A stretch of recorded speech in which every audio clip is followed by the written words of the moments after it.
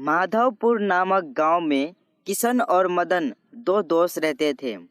मदन बहुत ही गरीब पर ईमानदार व्यक्ति था। वह गांव में इधर उधर सब्जी बेचकर अपना गुजारा करता था, जबकि किशन दिन भर इधर उधर करता और अमीर बनने का सपना देखता था। एक दिन मदन सब्जी बेचते बेचते बहुत ही थक जाता है, तो वो एक पेड़ के पास बैठ जाता है। उसे नींद आ जाती है। उसी समय मोहन नाम का एक व्यक्ति उधर से गुजर रहा था, तो वो मदन की सब्जी देखकर कहता है, अरे मोहन, क्या बात है, ये सामने किसकी सब्जी रखी हुई है? किसी का भी हो, मुझे क्या, मुझे इसे लेकर भाग जाना चाहिए। ये कहकर मोहन सब्जी की टोकरी को लेकर चला जाता है। जब मदन का आँख खुलता है तो वहाँ पर सब्जी की टोकरी नहीं होती है। अरे, मैं तो लूट गया, बर्बाद हो गया। ये सब्जी की टोकरी कौन लेकर चला गया? अब मैं क्या करूँगा? सब्जी तो गई गई, पर मेरे पास तो एक ही टोकरी था। तभी वहाँ से एक साधु बाबा गुजरता है। मदन को रोता देखकर साधु बाबा कहता है, क्या हुआ बेटा, क्यों रो रहे हो? क्या बताऊं बाबा, सब्जी बेचते बेचते मैं बहुत थक गया था, जिस कारण मैं कुछ देर के लिए आराम करने बैठा तो मुझे नींद आ गई। जब मैं नींद से जगा, मेरा सब्जी की टोकरी यहाँ से गायब हो गया है। सब्जी तो गई गई, पर मेरे पास एक ही टोकरी था। अब मैं क्या करूँगा? रो मत बेटा, मैं तुम्हें एक टोकरी देता हूँ।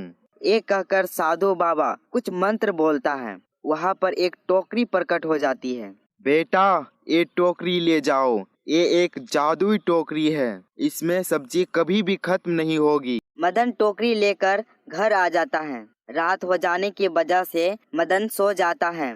सुबह मदन देखता है तो हैरान ही रह जाता है। उस टोकरी में तो सब्जी भरी हुई है। आपका बहुत बहुत धन्यवाद साधु महाराज। ये कहकर मदन सब्जी बेचने के लिए चला जाता है। ऐसा ही चलता रहता है। देखते ही देखते मदन उस टोकरी की मदद से बहुत ही धनवान हो जाता है। ये क्या मैं देख रहा हूँ? मदन तो बहुत ही धनवान हो गया है। मुझे इसका पता लगाना ही होगा कि माजरा क्या है। रात होने पर किशन मदन के घर के पास छुप जाता है। आपका बहुत बहुत धन्यवाद साधु महाराज, आपने मेरी सहायता की। अगर आप ये जादुई टोकरी नहीं देते तो मैं गरीब का गरीब ही रह जाता और मैं भूखा ही मर जाता।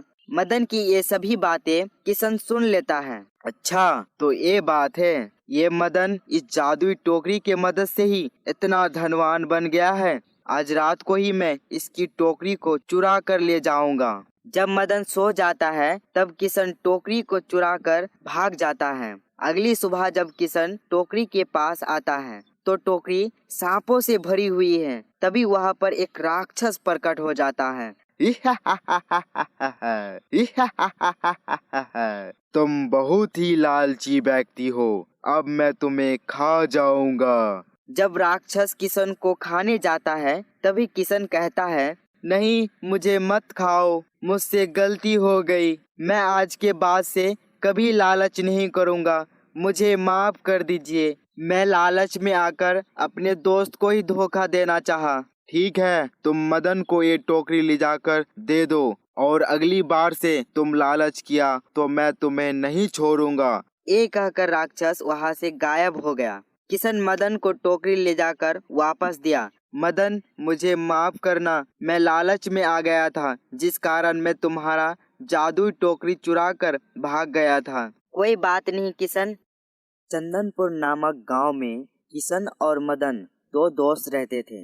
दोनों अपने गांव में इधर उधर मेहनत मजदूरी करके अपना अपना परिवार चलाते थे।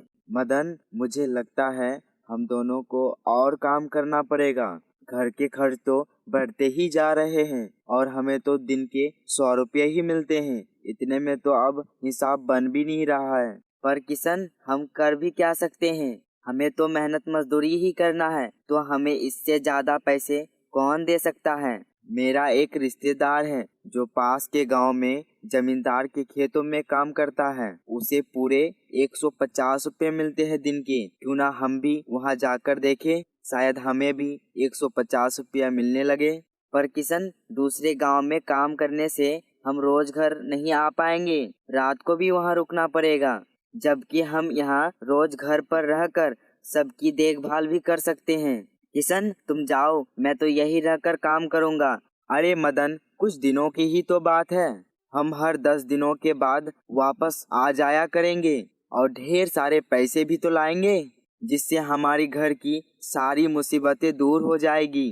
किशन की बातें सुन मदन सोच में पड़ जाता है। ये किशन तो ठीक ही कह रहा है। अगर हाथ में कुछ पैसे होंगे तो घर की मुसीबतें भी कम होगी। किशन और मदन पास के गांव में जाते हैं। दोनों काफी देर से चल रहे थे।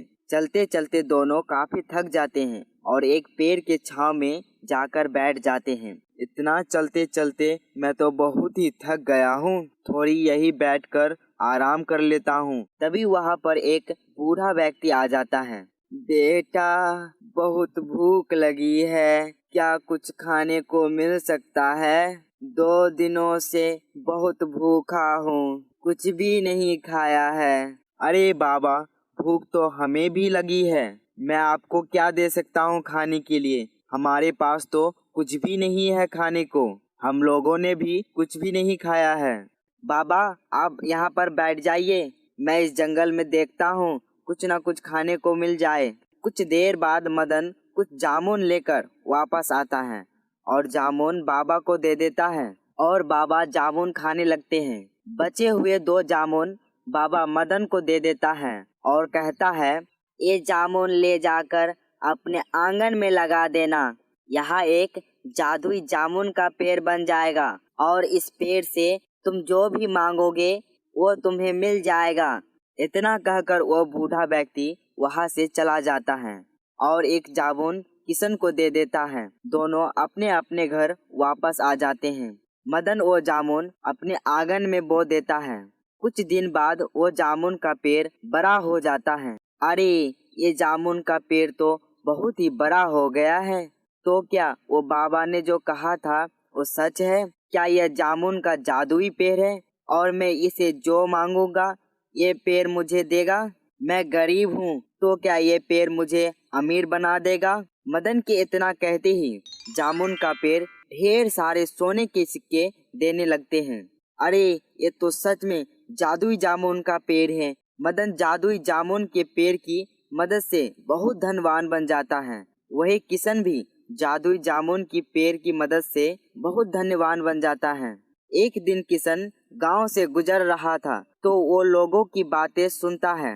अरे भाई, ये किशन तो बहुत ही धनवान हो गया है। कितना बड़ा घर है उसका, ढेर सारे नौकर चाकर भी है उसके घर में। किशन की तो जिंदगी बहुत ही अच्छी हो गई है। किशन अब तो हमारे गांव का सबसे धनवान व्यक्ति बन गया है। लेकिन मदन भी तो बहुत धनवान हो गया है। उसके पास भी तो बहुत ढेर सारा धन दौलत है। मदन के घर भी ढेर सारा नौकर चाकर है और मदन गांव में बहुत ही मशहूर हो गया है। वो हर महीने गरीब लोगों को दान करता है। उन दोनों की बातें सुनकर किशन को मदन से जलन होने लगता है। ये मदन क्या हमसे ज्यादा धनवान हो गया है? और ये गांव वाले मदन की ही तारीफ कर रहे हैं। अब मुझे भी मदन से धनवान बनना है और इस मदन का भी कुछ करना पड़ेगा। किशन अपने घर पर आ जाता है। किशन रात भर मदन के बारे में ही सोचता रहता है और सुबह होते ही मदन का जामुन का पेड़ काट देता है और चुपचाप अपने घर आ जाते हैं। घर आकर किशन देखता है कि उसका घर पहले जैसा ही बना हुआ है और जामुन का पेड़ भी गायब हो चुका था। यह सब देखकर किशन का सर चकरा जाता है। अरे, ये क्या हो गया? ये मैंने क्या कर दिया?